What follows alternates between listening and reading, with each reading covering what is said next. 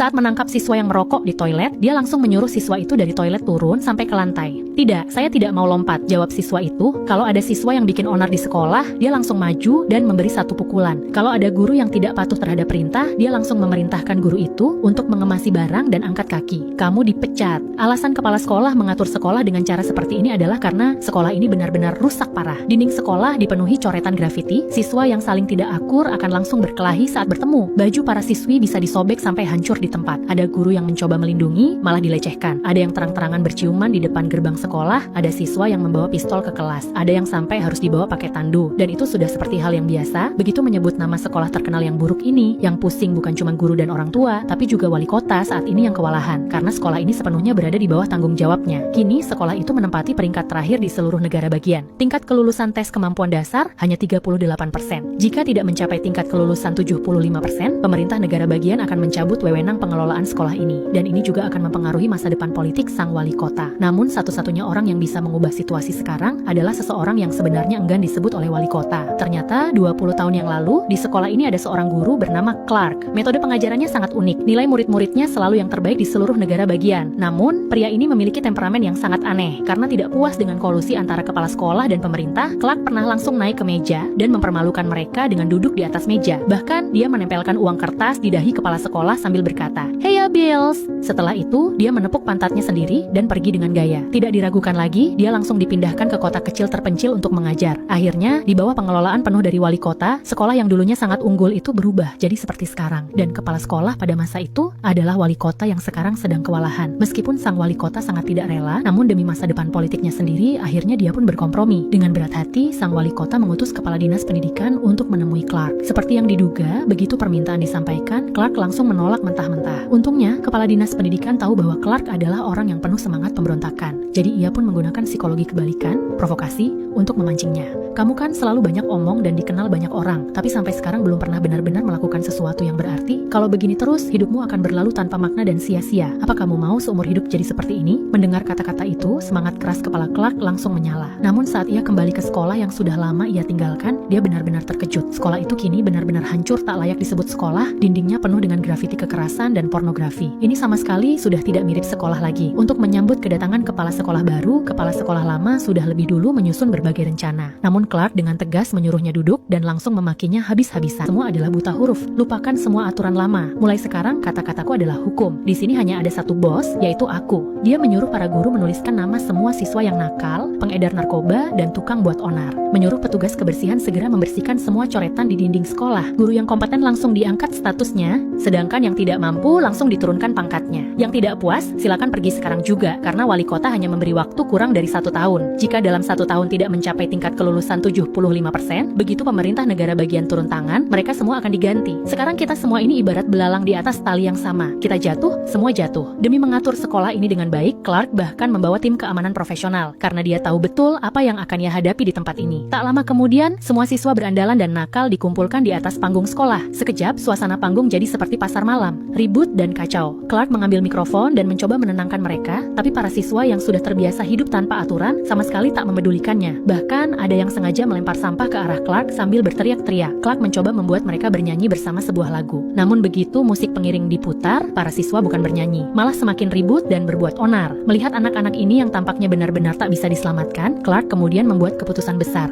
Kalian semua dikeluarkan. Kamu ditolak, kamu tidak akan pernah bisa meninggalkan tempat ini. Semoga beruntung.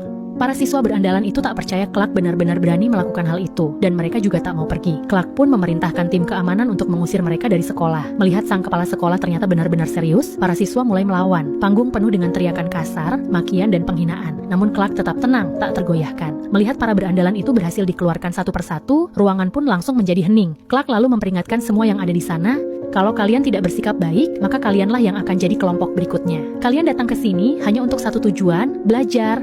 Berjuanglah untuk mimpi kalian. Kalau tidak, kalian hanya akan membuang-buang waktu, lalu jatuh ke dalam jurang kriminalitas, narkoba, dan kematian. Kalau hidupmu nanti gagal, jangan salahkan orang tuamu, jangan salahkan orang kulit putih, salahkan dirimu sendiri, karena itu adalah tanggung jawabmu sendiri. Paham? Semua orang paham? Selamat datang di East Side High yang baru. Clark menyampaikan pidatonya dengan penuh semangat dan emosi, namun para siswa di bawah panggung tetap tidak memberikan reaksi. Mereka dingin dan tidak peduli, sudah terbiasa hidup tanpa aturan. Malam harinya orang tua dari para siswa yang dikeluarkan langsung datang mencari Clark. Mereka menuduh tindakannya sebagai tindakan fasis, bahkan masalah ini mulai melebar ke isu politik. Hal ini membuat kepala komunitas yang hadir ikut bingung dan panik. Namun, Clark membalas dengan tenang dan tegas. Satu tetes kotoran tikus saja bisa merusak seluruh sepanci bubur, apalagi ini ada lebih dari 300 tetes. Memang benar, saya mengeluarkan lebih dari 300 siswa, tapi saya telah menyelamatkan 2.700 siswa lainnya. Pernyataan itu langsung disambut tepuk tangan meriah dari para orang tua siswa yang tidak dikeluarkan. Clark melanjutkan, kalau ada orang tua yang merasa ini tidak adil, silakan datang ke sekolah bersama anak kalian dan lihat sendiri apa yang mereka lakukan sepanjang hari. Setelah berkata demikian, Clark pun langsung meninggalkan ruangan di tengah-tengah tepuk tangan dan pujian dari para orang tua. Ketika Clark kembali ke sekolah, seorang anak laki-laki bertubuh gemuk sudah menunggunya di depan gerbang. Anak ini adalah salah satu dari 300 siswa yang dikeluarkan sebelumnya. Dia memohon kepada kepala sekolah agar diberi kesempatan sekali lagi. Clark memeriksa rekam jejaknya, merokok, minum alkohol, dan memakai narkoba.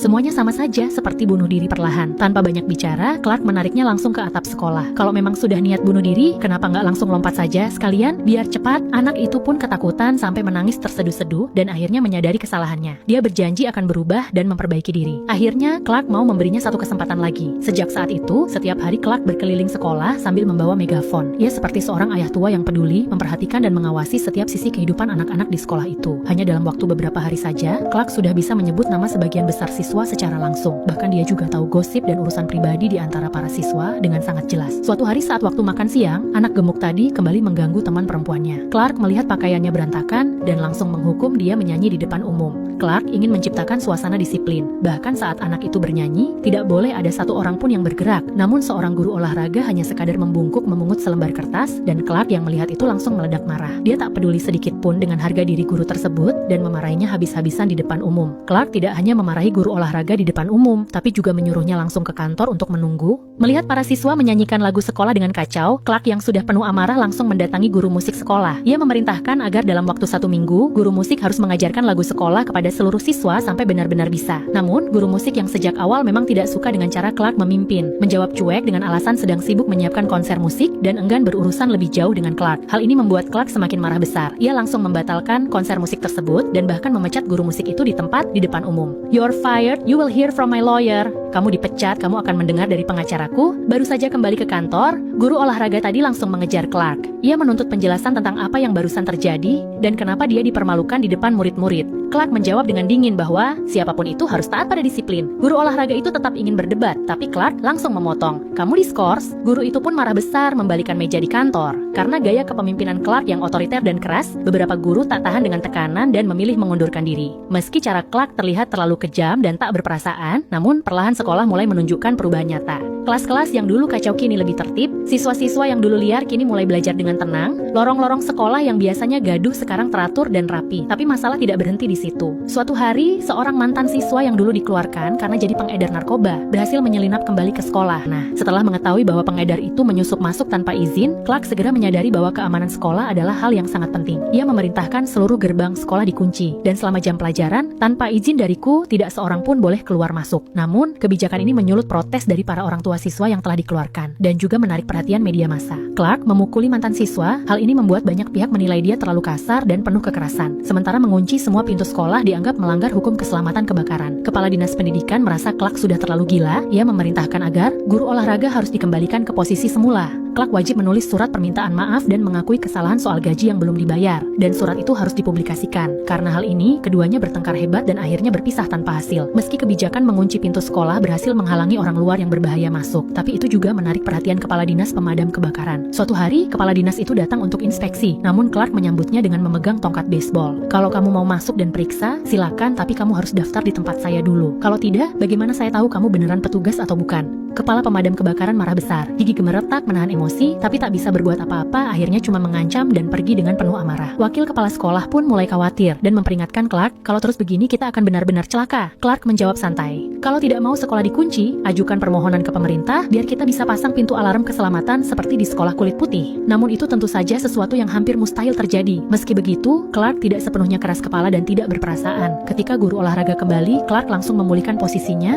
tapi tetap tidak mau menulis surat permintaan maaf. Suatu hari, saat tahu ada siswa yang keluarganya mengalami kesulitan ekonomi, Clark mengajak wakil kepala sekolah untuk mengunjungi rumahnya secara langsung. Saat mengetahui bahwa ibu si siswa tidak punya pekerjaan dan kesulitan menghidupi anaknya, Clark berkata dengan tegas, "Saya akan bantu carikan pekerjaan untuk ibumu, asalkan kamu kembali ke sekolah dan belajar dengan sungguh-sungguh." Sementara itu, si gendut, si little fat boy, berniat bolos sekolah bareng teman-temannya. Namun Clark kebetulan lewat dan memergokinya tepat waktu. Untuk menutupi rencana teman-temannya, dia berpura-pura tidak ada apa-apa dan segera cari alasan untuk pergi. Tapi Clark, yang sudah sangat mengenal kelakuannya, langsung tahu ada yang aneh. Dia langsung menarik si gendut ke kamar mandi. Seperti biasa, Clark menghukum mereka dengan menyuruh menyanyikan lagu sekolah. Tapi saat lagu mulai dinyanyikan, Clark merasa lagunya terdengar aneh dan tidak seperti biasanya. Ia langsung menghentikan mereka dan bertanya keras, "Siapa yang ngajarin lagu ini?" Begitu tahu bahwa guru musik yang baru adalah yang mengajari, Clark langsung menarik si gendut lagi dan bergegas ke ruang musik. Ia menantang guru musik itu dengan marah. "Kenapa kamu malah mengubah lagu sekolah?" Guru musik mencoba menjelaskan, "Saya hanya mengubah lagu sekolah karena siswa merasa lagu aslinya terlalu membosankan." Clark langsung membentak, "Saya pernah kasih izin kamu ubah lagu sekolah semaumu." Guru baru itu sudah siap dipecat kapan saja, namun Clark tidak sekeras kepala yang dibayangkan. Jika sesuatu itu baik untuk siswa, Clark pasti akan menerimanya tanpa ragu.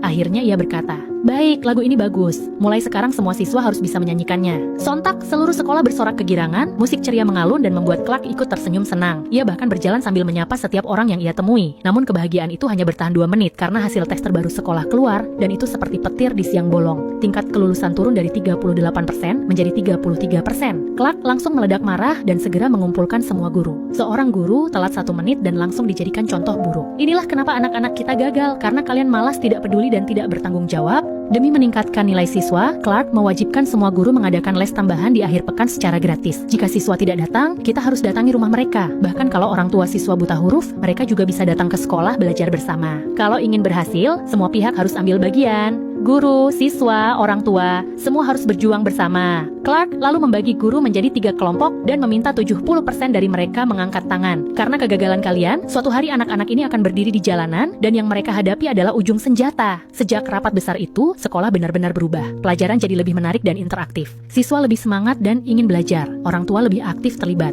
Metode edutainment atau menggabungkan pendidikan dan hiburan menjadikan sekolah sebagai tempat suci bagi para pencari ilmu. Semakin dekat ke ujian akhir, semangat belajar di sekolah semakin membara. Sekolah bukan hanya berubah secara fisik, tapi juga penuh energi dan semangat, bahkan melebihi keadaan 2 dekade yang lalu. Namun, ketika semuanya mulai membaik, masalah baru muncul lagi dari pihak luar. Orang tua dari siswa yang pernah dikeluarkan datang dan bernegosiasi licik dengan wali kota. "Kalau Anda bisa membuat saya masuk dewan sekolah dan memaksa Clark turun dari jabatannya, saya bisa bawa ratusan orang dukung kampanye Anda. Kalau Anda tidak mau bantu saya akan pastikan Anda gagal dalam pemilu berikutnya." Demi menyelamatkan karier politiknya, wali kota akhirnya mengiyakan tawaran itu. Sebelum menjalankan rencana, ia bahkan berlutut di lantai kamar mandi umum, memastikan tidak ada orang yang menguping pembicaraan rahasia mereka. Rencana mereka sangat licik. Biarkan Clark menyelesaikan ujian tahun ini dulu, lalu kita tangkap dia karena mengunci gerbang sekolah. Benar-benar permainan politik kelas atas. Kenaikan tingkat kelulusan sekolah berhasil memuaskan semua pihak, termasuk orang tua siswa yang sebelumnya dikeluarkan. Namun mereka semua tidak tahu, di dalam toilet masih ada seseorang yang sedang bersembunyi diam-diam. Orang itu adalah orang dalam Clark yang ditugaskan mengawasi dan menguping percakapan di balik layar. Sadar bahwa akan ada penyergapan dari kepala pemadam kebakaran, Clark mengambil tindakan cepat. Ia membagikan walkie-talkie ke setiap guru dan satpam sekolah. Instruksinya jelas, kalau dengar kode buka pintu, langsung buka semua pintu terdekat. Suatu hari, wakil kepala sekolah datang menunjukkan dokumen penting. Namun Clark dalam keadaan stres berat dan tak fokus, langsung memarahi sang wakil kepala sekolah. "Urus sendiri, saya tidak punya waktu untuk ini." Sikap Clark yang arogan kembali membuat semua orang kecewa. Saat jam pulang, wakil kepala sekolah akhirnya memutuskan untuk bicara empat mata. "Gaya kepemimpinanmu yang seperti diktator ini sudah membuat setengah dari tenaga pengajar pergi meninggalkan sekolah. Kami yang tersisa bukan karena kamu, tapi karena anak-anak. Karena anak-anak kami tetap bertahan dan percaya padamu. Tapi bukannya dapat penghargaan, kami justru dikritik, dimaki, bahkan dihina. Semua orang lelah, termasuk saya. Saya ingin dipindahkan dari sini." Kata-kata itu membuat Clark terdiam lama. Ia berdiri membisu, tak bisa berkata apa-apa. 1 jam sebelum ujian akhir dimulai, Clark naik ke atas panggung untuk memberikan semangat terakhir. Tapi sebelum itu, ia menyerahkan sepucuk surat mutasi kepada wakil kepala sekolah. Wajah wakil kepala sekolah pun langsung terkejut dan bingung. Clark hanya berkata, "Ini keputusanmu, saya hormati itu." Lalu ia menatap semua siswa dan mulai berbicara dengan lantang. "Orang-orang di luar sana bilang kalian bodoh. Mereka bilang kalian tak bisa belajar, hanya buang-buang pendidikan. Tapi saya ingin kalian tahu, kalian bukan sampah. Mungkin nilai kalian dulu buruk, buruk, mungkin sekolah kalian dulu tidak peduli. Tapi sekarang kalian punya kesempatan untuk membuktikan semuanya salah. Buktikan bahwa kalian adalah kebanggaan East Side High. Kita hanya perlu satu hal, lulus ujian dan kalahkan mereka. Sontak seluruh siswa berdiri dan meneriakkan nama sekolah mereka. East Side, East Side, East Side. Semangat dan gairah belajar menyala di mata mereka. Ujian dimulai dan mereka fokus sepenuh hati. Namun di sisi lain, orang tua siswa yang pernah dikeluarkan mulai menjalankan rencananya. Ia memaksa wali kota agar segera menangkap Clark. Wali kota pun setuju. Saat Clark sedang sibuk dengan ujian sekolah, ia mendapat kabar dari orang dalam bahwa kepala pemadam kebakaran akan datang menyergap. Tanpa panik, Clark segera berbicara lewat walkie-talkie. Semua unit kode, buka semua pintu, sekarang. Namun tanpa disangka, kepala pemadam kebakaran juga memegang satu walkie-talkie. Dan lebih dari itu, dia membawa alat perekam. Semua ucapan Clark terekam dengan jelas dan lengkap. Bukti sudah di tangan. Clark pun tak bisa membantah apapun. Ia diborgol di tempat. Sementara itu, orang tua siswa yang dulu dikeluarkan berteriak penuh percaya diri. Kali ini, dia pasti turun dari jabatannya. Sebelum dibawa pergi, Clark hanya berpesan pada wakil kepala sekolah. Saya harap kamu bisa lanjutkan perjuangan ini seperti yang dulu saya lakukan. Kabar penangkapan Clark menyebar cepat ke seluruh sekolah. Murid-murid langsung berhamburan keluar kelas. Mereka tak terima. Mereka cemas. Mereka bukan lagi anak-anak acuh tak acuh seperti dulu. Mata mereka kini penuh cahaya dan penuh kekhawatiran. Kembali ke kelas, lanjutkan ujian kalian, kata Clark, mencoba tetap tenang meski diborgol dan diangkut ke mobil polisi. Di kejauhan, kepala dinas pendidikan melihat semuanya. Melihat perubahan besar di mata anak-anak itu, ia akhirnya mulai percaya Clark memang bukan orang sembarangan. Di dalam sel, Clark bergumam sambil tertawa pahit. Saya selalu bilang ke anak-anak, jauhi penjara dan jangan pernah masuk ke sana. Tapi lihatlah,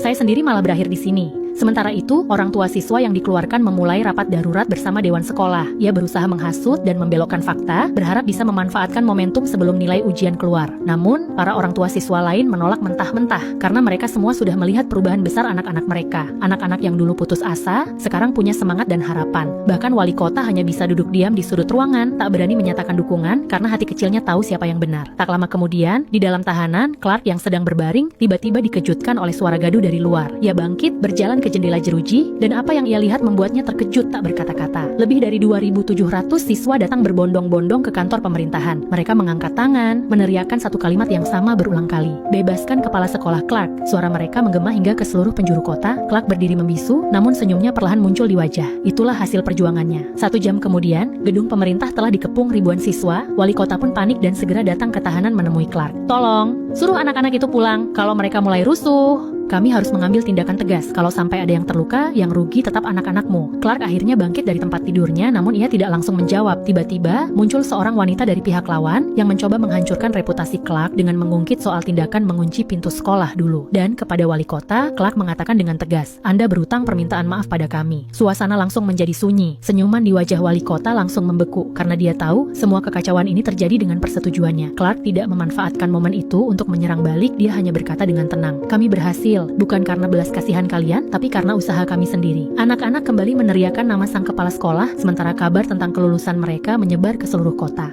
Para jurnalis mulai berlomba-lomba meliput kisah keajaiban ini, dan orang tua siswa yang dulu memicu semua masalah hanya bisa pergi dengan kepala tertunduk. Sekolah itu kemudian dikenal sebagai sekolah keajaiban, karena bukan hanya nilai siswa yang berubah, tapi masa depan mereka pun ikut berubah. Judul film ini adalah Lean on Me, 1989.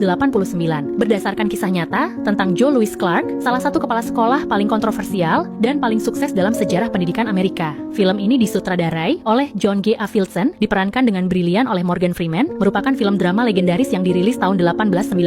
Mengisahkan sebuah sekolah yang dulunya terkenal karena kekerasan dan kriminalitas, dengan pelajar yang terlibat narkoba, perdagangan obat terlarang, pencurian, dan berbagai kenakalan lainnya. Joe Clark datang pada saat paling genting, dengan risiko dibenci banyak orang, bahkan sampai dipenjara. Namun ia tetap berani melakukan reformasi besar-besaran demi menyelamatkan sekolah itu. Dalam waktu yang sangat singkat, ia berhasil meningkatkan kualitas pengajaran, dan menyelamatkan sebuah sekolah yang hampir ditutup, juga menyelamatkan anak-anak yang sebelumnya tidak punya harapan dan tenggelam dalam keputusasaan. Pada akhirnya, usaha tulus dan kerja kerasnya mendapat pengakuan dari guru dan cinta dari para siswa. Terima kasih telah menonton video ini. Jangan lupa untuk mendukung channel ini dengan menekan tombol like dan subscribe. Sampai jumpa pada kisah-kisah menarik lainnya.